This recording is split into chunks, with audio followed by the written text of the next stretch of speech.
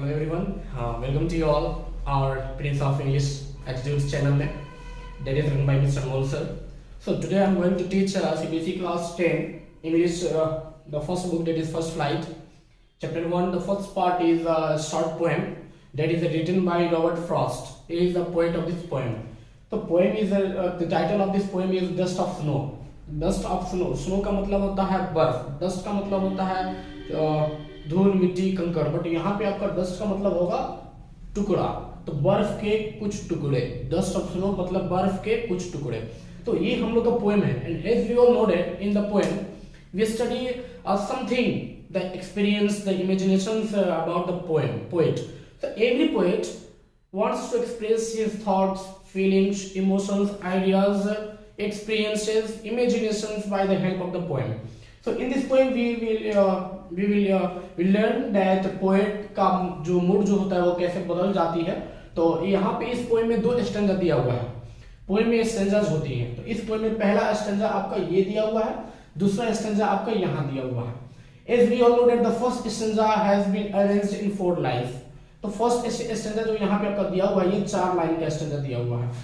Second stanza भी आप देख सकते हैं तो ये भी आपका 4 लाइन का दिया हुआ है. तो जो भी 4 लाइन का जो स्टैंजा होता है उसको हम लोग क्वाड्रेंट के नाम से जानते हैं. क्वाड्रेंट. और फर्स्ट लाइन का स्टैंजा नहीं होता है, सेकेंड लाइन से स्टैंजा की शुरुआत होती है, दैट इज अ कॉपलेट. तो couplet is the stanza that is arranged with 2 lines. तो 2 लाइंस का जो स्टैंजा जो होता है उसको कॉपलेट बोलते हैं. तो 2 into 2 इक्वल टू 4. तो 4 लाइंस का जो स्टैंजा होगा उसको बोलेंगे क्वाड्रेंट. तो एक क्वाड्रेंट में कितना कॉपलेट आपको मिलेगा? 2. तो यहां से लेकर के यहां तक आपका पहला कॉपलेट, सेकंड कॉपलेट. तो एक क्वाड्रेंट में 2 कॉपलेट होते हैं because 1 couplet equal to 2 lines. So now I am going to explain this poem one by one. The way a crow shook down on me the dust of snow from a hemlock tree. Hemlock tree का ग्रीसोरी में आपको बता देना चाहूंगा कि hemlock trees mean poisonous tree. ये एक प्रकार का ऐसा ट्री होता है जो पॉइजनस होता है, जो जहरीला होता है. तो द वे करो यानी कि जिस प्रकार एक कौवे ने shook down on me मेरे ऊपर हिलाया. शेक, शेक का V2 पास्ट फॉर्म आपका होता है shook मतलब हिलाया. हिलाना होता है शेक और shook मतलब हिलाया. तो द वे करो जिस प्रकार एक कौवे ने shook down on me मेरे ऊपर हिलाया. किस चीज को? The dust of snow यानी बर्फ के कुछ टुकड़े को. कहां से? From a hemlock tree से. यानी कि जिस प्रकार एक कौवे ने मेरे ऊपर बर्फ के कुछ टुकड़े को हिलाया. किस पेड़ से?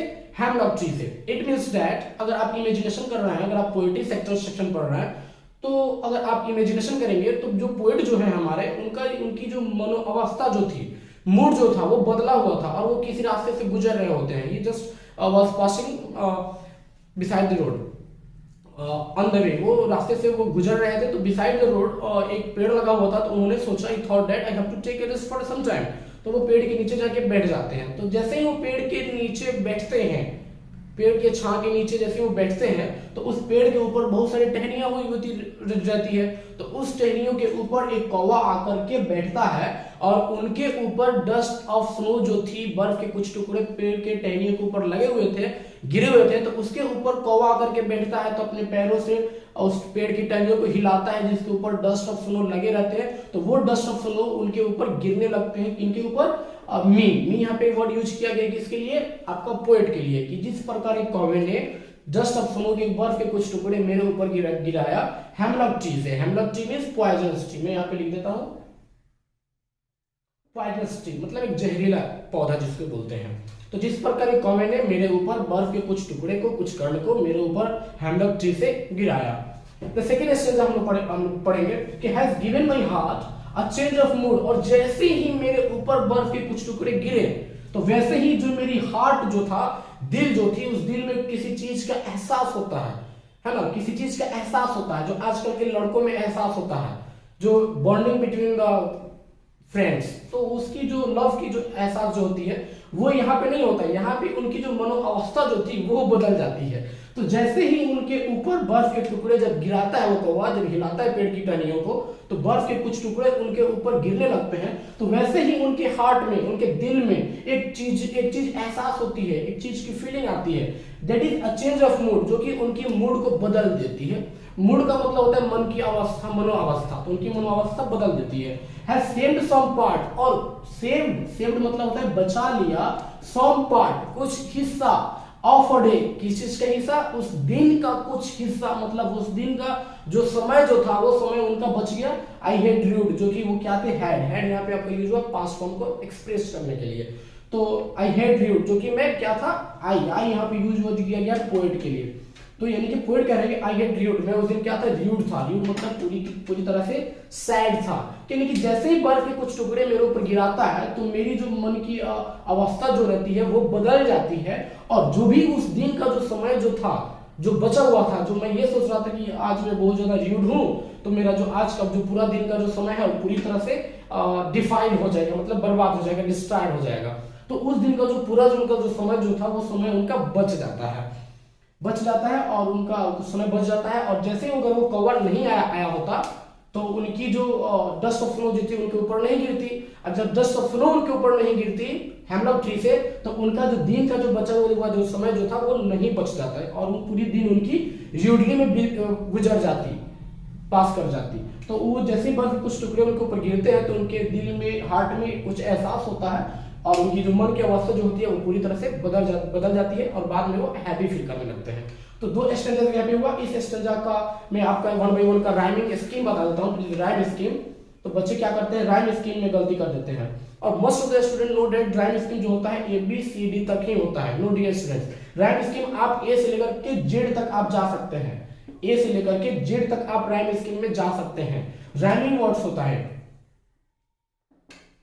Rhyming words. तो हम फर्स्ट स्टैंजा की बात करेंगे। तो फर्स्ट स्टैंजा में आप यहाँ पे देख सकते हैं कि जैसे क्रो जो है, तो क्रो को अगर हम देते हैं A, तो इसमें हम लोग राइम स्कीम क्या होता है कि last word of the stanza, last in the stanza the last word of the sentences with same the sound and tone will be produced the same, that is similar, okay, उसको राइजम tone बोलते हैं। तो crow अगर यहाँ पे अगर हम crow को A दिए हैं तो मी को क्या देंगे, A, जी नहीं, मी को हम A नहीं देंगे क्योंकि क्रो मी साउंड में डिफरेंट कर रहा है, तो मी को यहाँ पे हम लोग दे देंगे B। तो क्रो को दिए A, मी को दिए B। अब यहाँ पे सुनो, तो सुनो क्रो, सुनो क्रो, थोड़ा सा आपका जो साउंड जो है वो मैच कर रहा है, तो क्रो को दिए A, तो सुनो को भी क्या दे देंगे A। जी हाँ, एब्सोल्युटली राइट, आप अच्छा पकड़ कर रहे हैं। और नेक्स्ट आपका है ट्री, मी ट्री, तो मी ट्री दोनों वर्ड मैच कर रहा है, तो मी को दिए हैं B, तो ट्री को भी क्या देंगे B।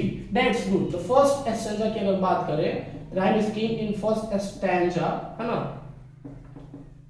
फर्स्ट स्टैंजा में तो A B A B, जी हाँ, A B A B आपका फर्स्ट स्टैंजा हो जाएगा। सेकेंड स्टैंजा में राइम स्कीम कैसे निकालते हैं, हार्ट, तो हार्ट तो क्रो मी स्नो ट्री से डिफरेंट वर्ड हो रहा है, तो बी तक आए थे तो इसको हार्ट को देंगे C. In the same way mood, तो मूड को क्या दे देंगे डी, क्योंकि हार्ट और मूड में डिफरेंट हो रहा है। Part, heart part, heart part, समझ रहे हैं, हर में पॉइंट, वेरी गुड। तो पार्ट को यहाँ पे हम लोग क्या दे देंगे सी, हार्ट को दिए सी तो पार्ट को भी दे देंगे C. Read, mood read, mood read, तो रीड को भी यहाँ पे हम लोग दे देंगे डी, तो C D C D, C D C D, ये आपका हो जाएगा rhyme scheme first stanza and that is second stanza. Rhyming words, it is very easily to find, crow, me, snow, tree, rhyming words of the first stanza. If you talk about the second stanza, heart, mood, part, read, it is rhyming words. अब यहाँ पे आपके chapter हो जाती है complete. So I would like to share one thing that is very important for you. The poet of this poem is Robert Frost. Robert Frost has written of this poem, and जो Robert Frost जो थे वो एक American poet थे, बहुत ही शानदार तरीके से वो पोएम्स की स्टैंजा को लगाते थे, यूज करते थे। और if you talk about me, the Prince of English Institute, that is run by Mr. Moore sir. So date of birth जो थी रॉबर्ट फ्रॉस्ट की वो था मार्च 26 1874, और उनकी जो डाइट जो थी, मृत्यु जब उनकी हुई वो हुआ जनवरी 29 1963. So I hope you got this chapter, this poem, rhyme scheme, all the criteria of this poem, and I hope you if you getting very well, so like, subscribe and share this videos, share this link to your friends so that I can upload all the videos and you will get very easily. And एक और हम लोग का YouTube channel है, another one is also a YouTube channel, that is Your English World. Your English World एक ऐसा channel है जहाँ पे आपको पूरी इंग्लिश कम्युनिकेशन के साथ इंग्लिश एब्रीविएशंस के साथ और आपका जो भी इरा ऑफ इंग्लिश जो होता है ग्रामर के साथ हर एक पार्ट्स आपको योर इंग्लिश वर्ल्ड नाम के चैनल पे आपको मिल जाएगा। That is run by mister Mohammad Ashfaq sir. So I hope, thank you very much, enjoy your life.